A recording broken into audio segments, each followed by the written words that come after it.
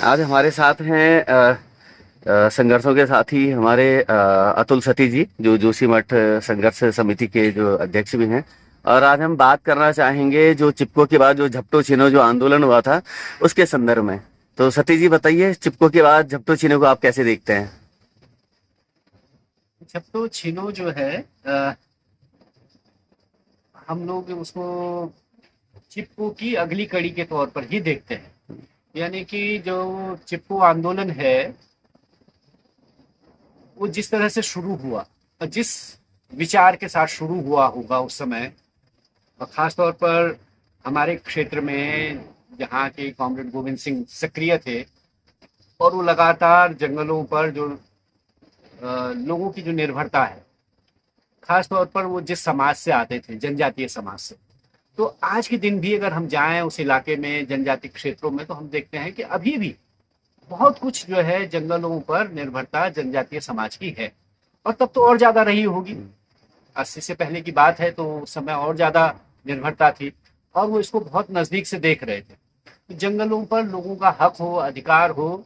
इस बात को महसूस करते थे। और इसी को लेकर के लगातार वो एक अभियान, मतलब जैसा कि हमारे साथी बताते हैं कि वो एक उनके हाथ में जो है एक चैलेंजर माइक और वो रख करके वो गांव गांव घूम रहे थे, महिला मंगल दलों को सक्रिय कर रहे थे। और उसके बाद जो है वो घटना हो जाती है कि 1974 में 26 मार्च के दिन वो हुआ कि महिलाएं गई और वो बगैर नेतृत्व के, यानी कि कॉमरेड गोविंद सिंह वहां मौजूद नहीं है, लेकिन उन्होंने उन महिलाओं को इतना तैयार कर दिया है, गांव की महिलाएं, कि वो जो है एग्रेसिवली वहां जाती हैं और अपने जंगल को बचाने का, यानी कि हमारा मायका है या हमारा घर है, हमारी इस पर निर्भरता है, ये समझते हुए वो पेड़ों से चिपकने की प्रक्रिया में पहुंचती है। लेकिन चिपको के बाद ये होता है कि जिस बात के लिए वो आंदोलन था, जिस बात की वो लड़ाई थी, वो बात तो जो है उनके हाथ से निकल गई। यानी जंगलों पर से अधिकार खत्म हो गया, वन कानून आ गया और उसके बाद जो है जिस जंगल पर उनकी सर्वाधिक निर्भरता थी वही जंगल उनसे छिन गया। यानी कि उनका चारागाह, उनकी चारा पत्ती, उनके वहां जड़ी बूटियां वहां से लाना। और तब तो जो है क्योंकि डॉक्टरी सुविधा नहीं है, अस्पताल की सुविधा नहीं है, तो बहुत सारी जड़ी बूटियां वहीं से ला करके अपने बुखार, अपना सिर दर्द, अपना बहुत सारी चीजों के लिए, जटामासी से लेकर तमाम चीजों के लिए वो जंगल पर निर्भर है। और कानून आने के बाद ये हो गया कि वो निर्भरता तो उनकी है लेकिन वो अधिकार उनका चला गया। तब जाकर के वो आइडिया जो है उनके दिमाग में आता है कि जंगल जो हमसे छीन लिया गया, जो हमसे हड़प लिया गया, इस पर दोबारा से हमारे अधिकार करने की जरूरत है।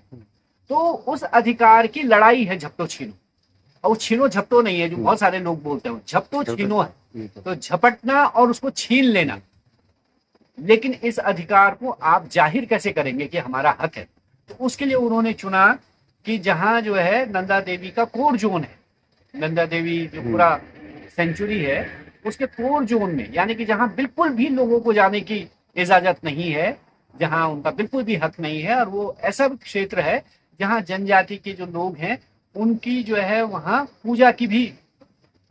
छानियां हैं, यानी कि उनके पुराने देवी देवता के भी वहां जो है स्थान है। तो ये हुआ कि हम जो है अपने देवी देवता के स्थान पर भी जाए और जो कोर जोन है, जो बिल्कुल प्रतिबंधित क्षेत्र है, वहां जाकर के प्रदर्शित करे कि हमारा क्षेत्र है, ये हमारा जंगल है और हम इसको झपट करके छीनते हैं दोबारा अपना अधिकार। तो इस तरह से वो आइडिया आया और उसके बाद जो है उन्होंने पूरे इलाके के लोगों को, लेकिन दोनों चीजों में मैं जरूर इस बात को देखता हूं कि चिपको में भी गोविंद सिंह कॉमरेड जो है स्वयं आकर के आगे उसका वो नहीं करते हैं, वो लोगों का नेतृत्व पैदा करते हैं। वो गौरा देवी को उसका नेता बनाते हैं या वहां की महिला मंगल दलों को, लाता की, ऋणी की, उन महिलाओं को, वहां के नौ युवकों को तैयार करते हैं और उनके हाथ में उसका नेतृत्व देते हैं। और ठीक हम झपटो छीनो में भी देखते हैं कि वो स्वयं अपने हाथ में नेतृत्व नहीं लेते, वो नेतृत्व देते हैं धन सिंह राणा को, जो कि तब लाता गांव के प्रधान हैं। जबकि वो स्वयं जो है जोशीमठ ब्लॉक के 3 बार ब्लॉक प्रमुख रहे और एक कम्युनिस्ट पार्टी का आदमी जिसकी कि वहां पार्टी का बहुत फैलाव नहीं है, लेकिन केवल उसकी व्यक्तिगत जो ईमानदारी है, उसका जो अपना संघर्ष है, उसके बलबूते पर वो 3 बार जोशीमठ ब्लॉक के ब्लॉक प्रमुख बनते हैं। तो वो चाहते तो वो चिपको हो या झपटो छीनो हो, उसके नेता वो खुद हो सकते हैं, क्योंकि जब वो आइडिया दे रहे हैं, खुद वो पर्चा उसका लिख रहे हैं, उसका पर्चा छपवा रहे हैं, माइक लेकर के, चैलेंजर लेकर के गांव गांव जा रहे हैं, तो स्वयं भी उसके नेतृत्वकर्ता हो सकते थे। लेकिन उन्होंने उन नेतृत्व आम लोगों को, जो कि मतलब कहीं उसमें नहीं थे, उनको वो इसलिए सिखाते हैं कि मैं रहूं न रहूं, मेरे बाद वाली पीढ़ी जो है इसके प्रति सचेत रहे और सजग रहे। तो इस तरह का नेतृत्व तैयार करते हैं। और न सिर्फ लाता में, बल्कि उस पूरे इलाके में देखेंगे तो आप हर गांव में जो है उन्होंने ऐसा नेतृत्व तैयार किया। जो आज भी जो बुजुर्ग लोग हैं वो उनके प्रति या उनकी आइडिया को लेकर के वो सक्रिय रहे। अभी कुछ दिन पहले तक भी हम देखते हैं कि बहुत सारे लोग वो हैं। तो झपटो छीनो को जो है मैं इस तौर पर भी देखना चाहता हूं कि एक जो है अपने प्राकृतिक संसाधनों पर लोगों के हक की बात, लेकिन उसके लिए भी वो नई पीढ़ी को वो सौंप जाना, विरासत को, यानी चिपको की विरासत को जिसको कि उन्होंने खड़ा किया, उसको नए नेतृत्व को देना और एक नए आइडिया के साथ देना कि जंगलों पर आपका जो अधिकार है उसको। तो इस मैं झपटो छीनो से हमको चिपको पकड़ने की जरूरत है कि जो आदमी जो है झपटो छीनो का आइडिया लाता है, जो विचार लाता है, वही आदमी बिल्कुल सच्चे तौर पर, निश्चित तौर पर चिपको के आइडिया वाला भी हो सकता है।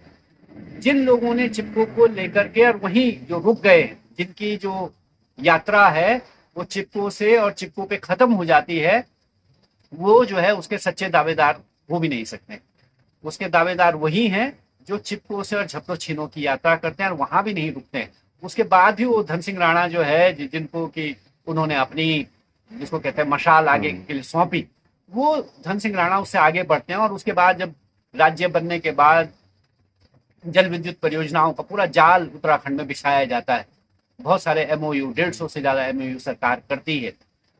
उसके खिलाफ जो है उस लड़ाई में वो शामिल होते हैं। तो अगर गोविंद सिंह कॉमरेड ने वो जो मशाल है उनके हाथ में नहीं दी होती तो वो लड़ाई फिर यहाँ आगे नहीं बढ़ती, जो जल विद्युत परियोजनाओं की लड़ाई, और जिसमें फिर हम लोग भी शामिल रहे। और ये तो मैं इसको इस नजरिए से देखना चाहता हूँ। और जो जल विद्युत परियोजनाओं की भी लड़ाई या उनके अपने जो पर्यावरण की या प्रकृति पर जो जन समुदाय के अधिकार की जो लड़ाई है, उसकी जो कंटिन्यूटी है, उसकी जो आगे की जो यात्रा है, वो हम यहाँ जल विद्युत परियोजनाओं के उसमें, उसके बाद ये 4 धाम वाला जो मार्ग है उसको लेकर के, या बाकी जो लड़ाइयाँ हैं, वो जो है उसकी एक सततता है, उसकी जो एक गतिमयता है वो यहाँ आती है। तो इसकी जरूरत क्यों पड़ी होगी इसमें? जैसे जब नंदा देवी 22 का रिजर्व बना तो उसके बाद ये अपने चरम पे गया, तो जो लोगों की वहां की भूमिका है, और उसमें जब मैं संघर्षनामा में किताब पढ़ रहा था तो उसमें जिक्र आता है कि जब फॉरेस्ट ने और पुलिस ने जो धाराएं लगाई उसमें प्रेशर कुकर चोरी करने का, और वो, तो इसको किस तरह से देखते हैं आप? वो जो है असल में क्या है कि मैं जो कह रहा हूँ कि वो एक खास समाज से आते हैं कॉमरेड गोविंद सिंह, जिस समाज की निर्भरता है उस पर। मतलब अगर आप देखेंगे कि जो भारत तिब्बत व्यापार का जो वो है, तो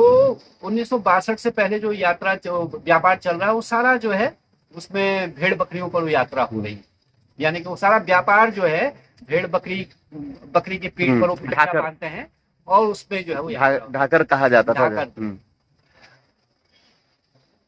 62 के बाद भी जब व्यापार बंद हो गया, उसके बावजूद जो है पूरा जो जनजातीय समाज है वो भेड़ पालक समुदाय रहा है। मतलब आज के दिन भी वो अपने पड़ावों को लेकर के उनके एक संघर्ष है, लड़ाई है कि हमारे जगह जगह जो पड़ाव के क्षेत्र थे, तो वो जो है भेड़ पालन और इसमें था। और भेड़ पालकों के लिए जो है जंगल, चारा, वहां जाना वो एक वो है, उनके व्यवसाय में वो लोग शामिल थे। और जैसे ही जंगल पर से लोगों का हक खत्म हुआ तो भेड़ पालन वाला जो व्यवसाय था वो भी धीरे धीरे कम होने लगा। बल्कि आज के दिन तो हम देखते हैं कि पूरी तरह से ही मृत प्राय है। बहुत, मतलब अगर उस समय से तुलना करें तो लगभग वो ना के बराबर, शून्य के बराबर। तो अपने समुदाय के लोगों को जो है, जब वो व्यापार खत्म हो गया, वहां जो बेरोजगारी उनके पास, उसके अलावा जो है वो जो जनजाति के लोग ही थे जो नंदा देवी के लिए जहाँ जो एक्सपीडिशन हो रहे थे, उस एक्सपीडिशन में जो पर्वतारोही हैं उनके साथ मतलब पोर्टर का काम करना, उनके लिए सामान को ले जा लेना या बाकी उनकी मदद कर देना, उससे भी एक आमदनी का वो जरिया उनका बना, ये जो व्यापार बंद होने के बाद। लेकिन जैसे ही ये कानून आया उसके बाद वो भी उनका वो जो व्यवसाय है या जो उनका जो आमदनी का आजीविका का जो जरिया है वो भी बंद हो गया। इधर भेड़ पालन में भी उसका असर पड़ने लगा और बाकी भी जो उनकी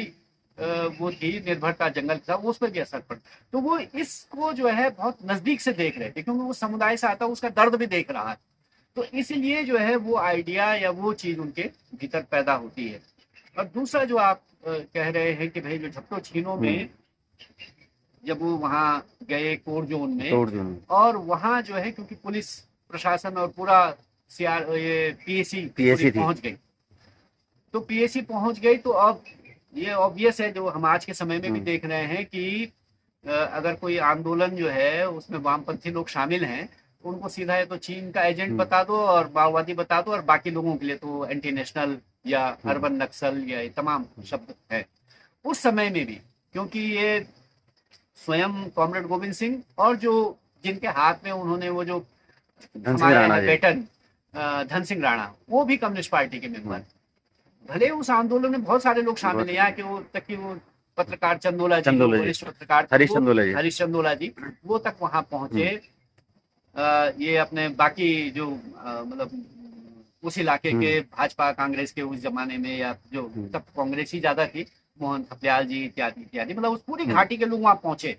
लेकिन सबको पता है कि नेतृत्व जो है इसका धन सिंह राणा जी के हाथ में है और कम्युनिस्ट पार्टी से, तो यहाँ तक कि उनको माओवादी का ठप्पा उन पर लगा दिया गया। और क्या मतलब आरोप कैसे वो करें, तो वो प्रेशर कुकर से लेके और तमाम जैसे करछी कढ़ाई और पतीला ये 4-5 आइटम थे जो कि उसमें दर्ज किए गए कि इन्होंने ये चोरी की है। तो यहाँ तक अभी हम तो देख रहे हैं कि भाई अगर आपके घर में कोई किताब मिल जा रही है माओ की या लेनिन की या मार्क्स की, तो ये भी आरोपित हो जा रहा है। बल्कि यहाँ तो जो है जब उत्तराखंड पुलिस ने एक बार वहाँ छापा मारा तो माओवादी कैसे साबित किया कि उनके घर में अमर उजाला की प्रति मिली, ये तक तो वो फ्रेम करने के लिए आपको तो वहाँ आसान था। और क्योंकि वो चीन की सीमा पर से लगे हुए गांव हैं तो वहाँ ये और आसान हो जाता है लोगों को फ्रेम करना। तो ये इन पर भी आरोप लगा, धन सिंह राणा जी पर भी बाकायदा ये लगाया गया कि तो चीनी एजेंट हैं या माओवादी हैं इस तरह का। तो लेकिन वो बहुत चला नहीं, लोगों ने तो उसको स्वीकार नहीं किया और वो एक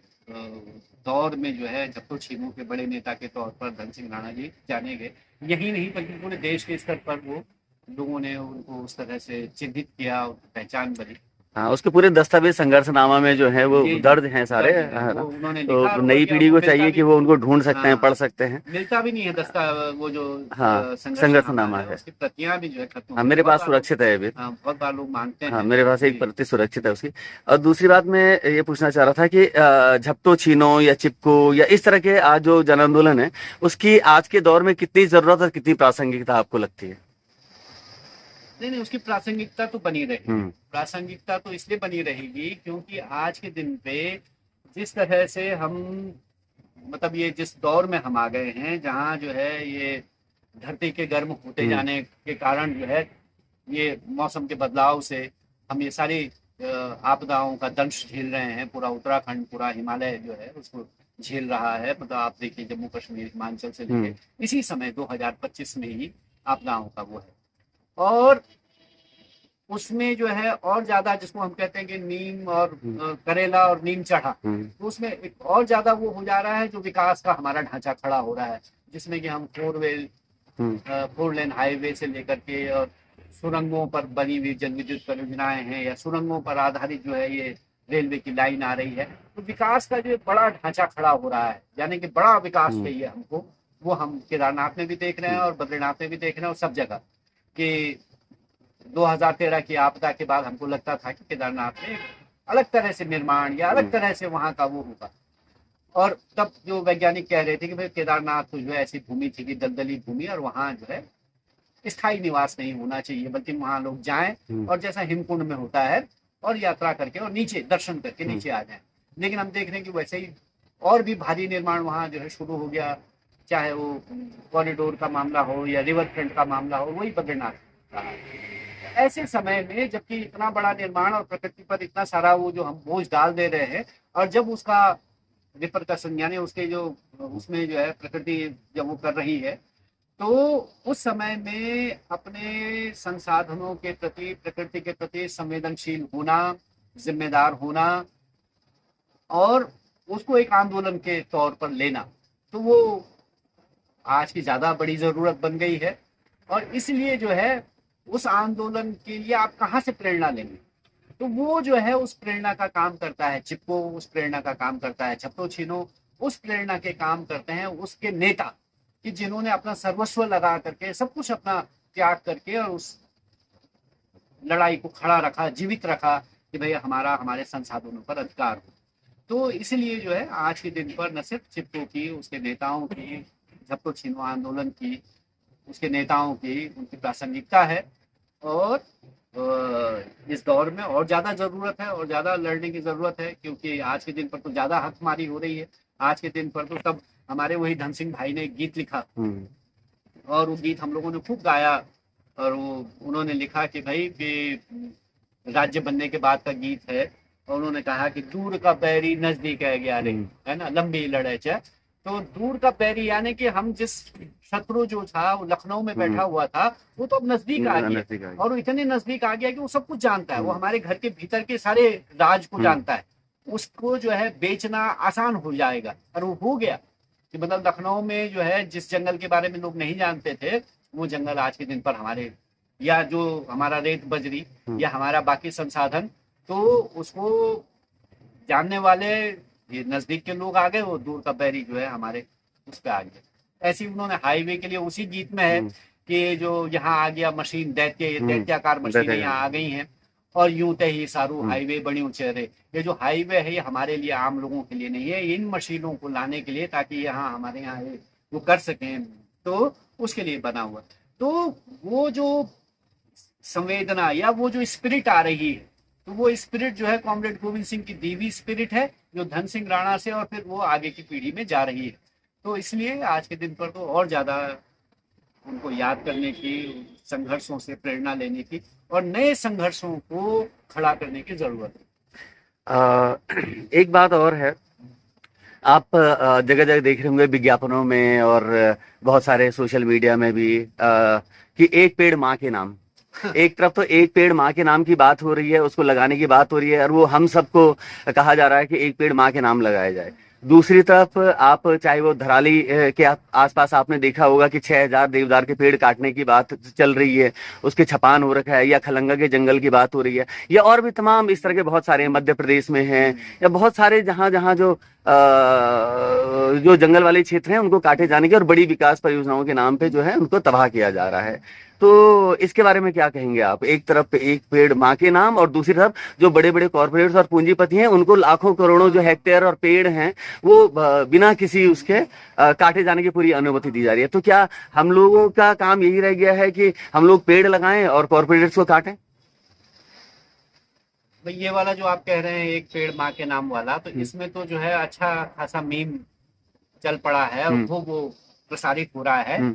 कि उसमें दिखाई दे रहा है कि एक पेड़ माँ के नाम, तो ठीक है, लेकिन पूरा जंगल अडानी के नाम। और उसमें जो अभी हुआ है कि बिहार में उन्होंने जो है लाखों एक रुपए के दर पे, 1 रुपए उसके दर पर जो है लीज। तो अभी जो रिपोर्ट्स आई थी उसमें 10,000 पेड़ों को उसमें चिन्हित किया गया है। नहीं, ज्यादा है, 1 लाख से ऊपर जो सरकारी रिपोर्ट्स है उसमें उन्होंने 1 लाख से ऊपर पेड़ हैं और ज्यादातर जो पेड़ हैं उसमें फलदार पेड़ हैं। उसमें आम के पेड़ हैं और बाकी जो फल वहाँ होते हैं उसके पेड़ हैं। ये ज्यादा बड़ी बात है कि वहाँ वो लोग जो है जो पे निर्भर हैं वो वहाँ जो है आम के बागीचे हैं, तो उनको तो जमीन की कीमत से ज्यादा वो आम का वो है कि उसी से वो जो है अपना जो आजीविका चला लेते थे। तो वो फलदार पेड़ हैं, उनको आपने अडानी के नाम कर दिया और वो सारे पेड़, लाखों पेड़ जो है काटे जाने हैं। थराली में आप कह रहे हैं जो हर्षिल वाला, उसमें जो ये 4 धाम यात्रा मार्ग है वो वहाँ चौड़ा होना है, तो उसकी चौड़ा होने के लिए वो जो पेड़ हैं वो तो हम तो देख के आए उन पेड़ों को, वो जो देवदार के पेड़ हैं, बल्कि कुछ पेड़ों का तो मैंने वो बनाया है वीडियो। तो वो जो पेड़ हैं वो तो इतने सैकड़ों साल पुराने हैं कि उनकी जो जड़ें हैं वो कम से कम 100-150 मीटर तक फैली हुई है नीचे।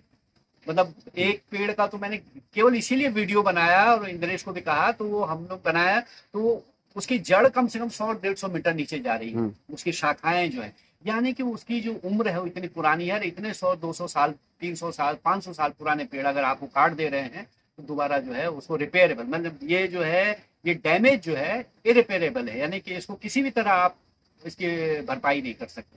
तो 6000 पेड़ तो वो हैं जो सिर्फ उसकी चौड़ाई के लिए, लेकिन एक 3000 से ज्यादा पेड़ और हैं जिनकी कोई बात नहीं कर रहा है। वो पेड़ हैं जो सूखी टॉप से जो है जो बाईपास बनना है, तो उस बाईपास को बनाने के लिए, बाईपास क्यों बनना है, वो बाईपास सिर्फ इसलिए बनना है कि वो 3 बैंड वहां आ रहे हैं, 4 बैंड, तो वो 4 बैंड जो है वो न काटना पड़े, गाड़ियों को वहां न जाना पड़े और वो शॉर्टकट चले जाएं, तो उसके लिए एक जो है बाईपास बन रहा है सूखी से सामने से। वो बाईपास बनाने के लिए 3500 पेड़ और काटे जा रहे हैं जो कि देवदार के पेड़ हैं, और ये सिर्फ मोटी गिनती है। ये कौन से पेड़ हैं, जो बड़े पेड़ हैं जिनमें निशान लगाए गए, लेकिन इसके अलावा हजारों पेड़ ऐसे हैं जिन पर कोई निशान नहीं है, जो छोटे हैं, जो गिनती में शामिल नहीं होंगे। तो वहां के जो स्थानीय लोग हैं उनका तो कहना है कि 3-3,500 और 6000 तो सिर्फ गिनती है, उसके अलावा छोटे बड़े पेड़ को अगर मान लें तो ये कम से कम 50,000 से ऊपर जाएंगे, क्योंकि वहां बहुत छोटे बूटे भी हैं तो जिनकी कोई गिनती नहीं होगी। तो इस तरह से ये बड़ा संकट है, और न सिर्फ यहाँ वाले में, यह हमने हाईवे बनते समय देखा, बल्कि मुझे तो अभी कुछ दिन पहले ऋषिकेश से फोन आया कि भाई साहब यहाँ हमारे बगल में जो है जंगल काटा जाना है, जिसमें हजारों पेड़ काटे जाने। किस लिए? क्योंकि जो ये ट्रांसमिशन लाइन जा रही है बिजली की, उसके लिए वहां पेड़ काटे जाने हैं। या देहरादून में जो एलिवेटेड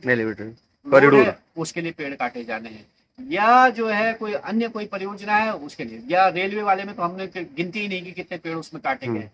तो इस तरह से जो है, जबकि हमारे ऊपर संकट ज्यादा है, उस समय में हम ये सब कर रहे हैं। और एक तरफ जो है न सिर्फ ये एक पेड़ माँ के नाम वाली बात है, बल्कि हमारे ही प्रधानमंत्री ने, जिन्होंने ये बात कही, उन्होंने ही जो है जब G20 का यहाँ सम्मेलन हुआ उस समय अपने भाषण में कहा कि हमको तो इस देश में, इस धरती पर जो है ग्रीन कवर बढ़ाने की जरूरत है। ग्रीन कवर बढ़ाने का मतलब है कि हमको ज्यादा वृक्षों को, लेकिन एक तरफ बयान ये है और दूसरी तरफ आप लाखों हजारों पेड़ों की बलि देने के लिए छत्तीसगढ़ से लेकर के आप महाराष्ट्र में से लेकर के आप वहाँ ये क्या तमाम जगहों पर जो आदिवासी इलाके हैं जहाँ खनन के नाम पर या जहाँ बाकी चीजों के लिए आप जो है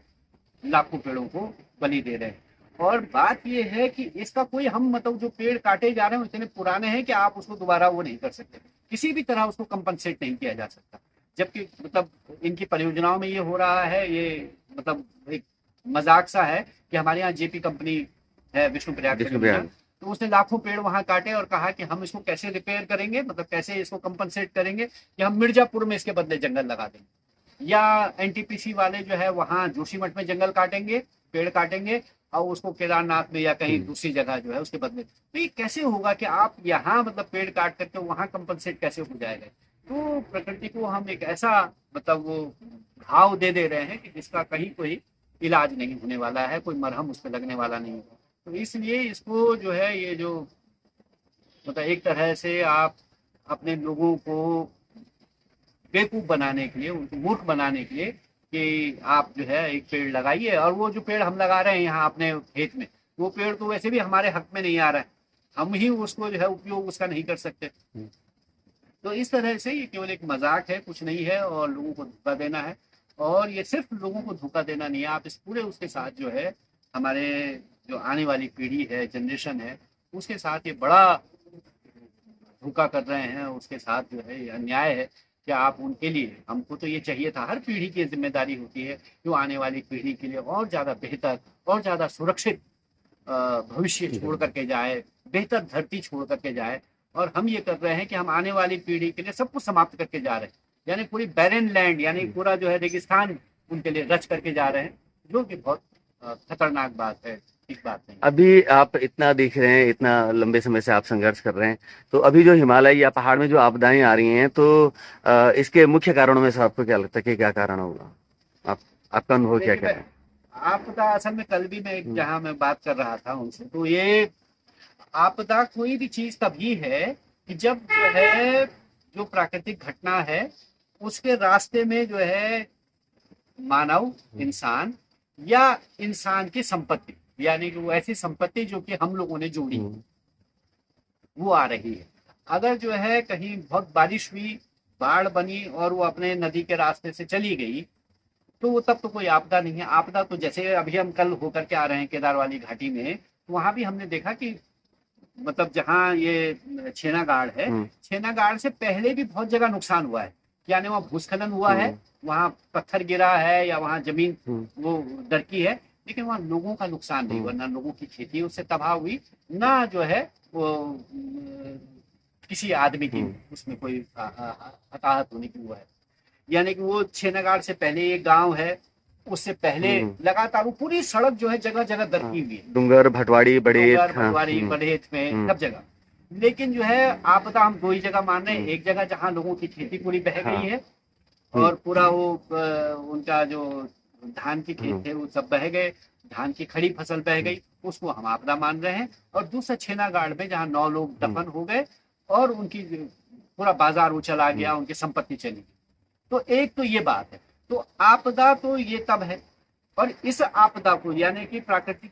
जो घटना है, एक नेचुरल फिनोमिना है, उसको आपदा बनाने में किसका हाथ है, हम्म, उसको तो हम ही बना रहे हैं। तो ये जितनी भी आपदाएं हैं ये मानव जनित है। यानी कि जहां जहां हम मतलब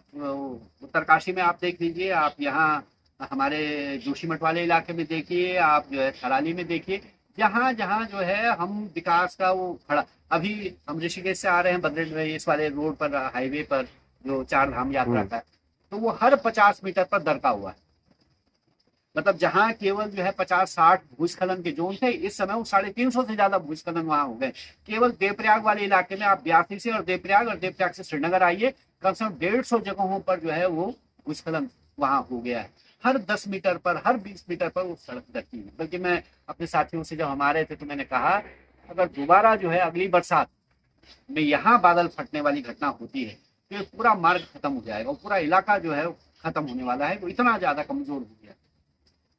तो ये अगर हम देखें, चाहे ये बद्रीनाथ हाईवे वाला मामला हो या चार धाम यात्रा मार्ग का मामला हो, या जहां हम गए थे केदार क्या, घाटी में छेनागाड़ वाले इलाके में, जहां जल विद्युत परियोजना की सुरंग है, या जहां ये हाईवे वाला मामला है, या जहां रेलवे की सुरंग वाला जहां वो हो रहा है, तो जहां ये बड़े विकास के हम काम कर रहे हैं, वो जो है आपदा के लिए ज्यादा संवेदनशील क्षेत्र हो गए, वहां ज्यादा वो मतलब आपदा संभावित क्षेत्र है। तो एक तो कारण ये है इसका। हाँ ठीक है कि इस जो हम लोगों ने ये कर लिया है, इसको जो है और गति दे दे रहा है और विभीषिका इसकी बना दे रहा है ये जो मौसम का बदलाव, यानी कि जो अतिवृष्टि या बादल फटने की घटना थी, जो हम कभी कभार होने वाली एक फिनोमिना था, वो जो है उसकी फ्रीक्वेंसी बढ़ गई है। अब वो लगातार हो रहा है। बरसात का सीजन जो है हम्म, वो एक्सपेंड हो गया है, वो जुलाई अगस्त से लेकर के सितंबर और अक्टूबर तक चला जा रहा है, ये है। और कभी ये हो रहा है कि जाड़े में बर्फ नहीं गिर रही है और कभी गिर रही है, पिछली बार मार्च अप्रैल में बर्फ गिर गई। तो वो तो एक बात है, लेकिन उस फिनोमिना के साथ प्रकृति की जो ये घटना है, परिघटना है, इसको जो है और ज्यादा मारक बना दे रहा है हमारा जो ये विकास का जो हम लोगों ने ढांचा गढ़ा है, या जो हम लोग उसको विकास मान के चल रहे हैं, तो वो जो है उसको और ज्यादा मारक कर दे रहा है, आपदाओं की विभीषिका को बढ़ाने वाला साबित हो रहा अभी आपने सुना होगा, देखा होगा कि अभी केदारनाथ में रोपवे बनने वाली है और अडानी की कंपनी को इसका ठेका मिला है। तो रोपवे बनने से इस क्षेत्र में पर्यावरण को कुछ फायदा होगा या कुछ सुरक्षा होगी या कुछ, या इसका नुकसान होगा, आप क्या समझते हैं? है। देखिए साहब, एक दौर में हम तो उत्तराखंड आंदोलन से निकले हुए लोग हैं, वो एक दौर में हम भी उस समय समझते थे कि सड़क बनाने से बेहतर यहाँ रोपवे लगाना है। हम्म, लेकिन कुछ लोगों ने हमसे कहा कि भाई हिमाचल में तो ऐसा होता है कि हम्म, वहाँ लगी है, तो सेब का जो बगीचे से हम्म, और वो नीचे तक सेब भी उसमें आ जाता है। तो हमको भी लगता था कि हमको भी बड़ी मजदूरी करनी पड़ती है अपने हम्म, सेब के बगीचे से सेब लाने में, और वहाँ रोपवे लग जाए। बल्कि क्योंकि उत्तराखंड आंदोलन में महिलाओं की बड़ी भूमिका थी, तो वहां भी हम सोचते थे कि वो भाषण में हम्म, हम लोग, हमारे साथी लोग बोलते थे, हम कहते थे कि महिलाओं के पीठ का बोझ कम होना चाहिए। हम्म, तो तब ये सोचा गया कि महिलाओं के पीठ का बोझ कम कैसे होगा, यानी वो जो चट्टान पर चढ़ती हैं, पहाड़ पर चढ़ती है ना, अभी भी लगातार हमारे यहाँ भी कुछ ही दिन पहले घटना हुई कि महिला जो है वो चट्टान पर घास गिर गई, वहां से गिर गए। ये आम घटनाएं हैं पूरे पहाड़ में। तो तब हमको लगता था कि यार वहां से अगर रोपवे अगर जैसा कुछ लग जाए तो घास लाने में महिलाओं को आसान हो जाएगा। वो घास हमने वहां ऊपर रखा, वो नीचे पहुंच गई। लेकिन वो जो बात थी, जो उसको हम छोटे लेवल पर सोच रहे थे कि इस तरह से लोगों के लिए वो फायदेमंद होगा, यानी जन पक्षीय विकास की जो बात थी, वो आज के दिन पर उद्योगपतियों के विकास का मॉडल बन गया है। वो न सिर्फ केदारनाथ में बल्कि हेमकुंड साहिब में भी जहाँ के लिए बात हो रही है, पहले तो वो जो उसकी कॉस्ट है, मतलब वो जो है 4,000 करोड़ रुपया, और मात्र जो है 8 किलोमीटर का या 12 किलोमीटर। तो लोग जो उसका वो लगा रहे हैं कि भाई इतना महंगा रोपवे, तो ये तो केवल आप उसको फायदा पहुंचाने के लिए कर रहे हैं। अगर हमने जोशीमठ में रोपवे देखा तो इतना महंगा तो कहीं नहीं था। तो हजारों करोड़ रुपया उस पर खर्च करके, और ऐसा तो नहीं कि उसमें पेड़ नहीं कटेंगे, पूरे रास्ते में आप उस पेड़ काटते हुए चले जाएंगे, वो उसका नुकसान होगा। वो कितना टिकाऊ होगा नहीं होगा वो एक सवाल है, लेकिन इतना जो है जनता का पैसा उस पर बर्बाद करना, और उसे वापस मिलने वाला क्या है। दूसरी बात जो है, ये पूरी जो यात्रा मार्ग, चाहे वो हेमकुंड वाली हो, गोविंद घाट वाली हो, या केदारनाथ वाली, इस पर जो लोगों की निर्भरता है, आमदनी की निर्भरता, तो क्या वो उसे बनी रहेगी। पहले तो हमने हेलीकॉप्टर्स के जरिए जो है उस पूरे इलाके को खत्म कर दिया है, यानी कि वहाँ की इकोलॉजी को, वहाँ जो फ्लोरा फौना है, उसको नुकसान पहुंचाया है। और अब जो है ये रोपवे के नाम पर हम किस तरह का विकास कर रहे हैं, तो ये तो बहुत खतरनाक होने वाला है, तो लोगों के आमदनी के जरिए से भी, और वहाँ के प्राकृतिक जो पर्यावरण है, या वहाँ के जो पेड़ हैं, या वहाँ की जो हरियाली है, उसके लिहाज से भी। क्योंकि वो जो खंबा लगता है, हमने तो देखा है, जब लगते हैं तो आसपास जो है वो ऐसा नहीं होता कि वो कोई बहुत, वो बड़े इलाके में उसकी खुदाई होती है, उसको जो है, और जिस तरह से आजकल खुदाई हो रही है विस्फोटकों के जरिए, या जिस तरह वो जो जेसीबी मशीन जो दूसरा दैत्य आ गया है, पूरे पहाड़ को लीन रहा है अपने उससे, तो वो जो है कितना वो नुकसान करेगा कहा नहीं जा सकता। तो हम तो बहुत इसके पक्ष में नहीं, क्योंकि यात्रा तो यहाँ जो है पैदल ही, यानी वो जो है प्रकृति के साथ जुड़ करके, यहाँ के इकोलॉजी, यहाँ का जो वातावरण है, उसके साथ आप जो है साम्य बनाते हुए जब यात्रा करते हैं, उसका एक महत्व है। लेकिन आप जो हेलीकॉप्टर से और इस तरह से बहुत जल्दी, बहुत तेजी से आपको कहीं पहुंचना है, और हजारों लोगों को वहां एक दिन में ले जा देना है, तो डेंजरस है। मतलब यही आप यात्रा मार्ग देख लीजिए चार धाम वाला, तो आपने सड़क तो इतनी चौड़ी कर दी है, कहीं गाड़ी खड़ी करने की जगह नहीं है, कहीं पार्किंग नहीं है। ऐसे ही आप केदारनाथ में हजारों लोगों को एक दिन में पहुंचाना क्यों चाहते हैं? क्यों ये मतलब भूख है, किस बात की ये जल्दबाजी है? जबकि वो जगह ऐसी नहीं है, वो हायर हिमालय में वो ऐसी जगहें थी जहाँ शांति कायम रखने की जरूरत थी। वहाँ के जो हमारे पास ये बड़ी ये संपदा है, ये हम सब लोगों की साथी की, चाहे वो हमारी बुग्यालें हों, केदारनाथ की बुग्याल हो, या वहाँ ऊपर हमारा हेमकुंड साहिब है, वहाँ वैली ऑफ फ्लावर की बुग्याल हो, तो ये जगहें जो है सिर्फ हमारी संपत्ति नहीं, तो पूरी मानवता की जो है वो धरोहर है। अब इनको आप इस तरह उजाड़ देना चाहते हैं, रौंद देना चाहते हैं लोगों के पैरों तले, ये कोई बहुत ठीक बात नहीं लगती। चलिए, अच्छा संवाद रहा और ये संवाद आगे भी जारी रहेगा। बहुत बहुत धन्यवाद।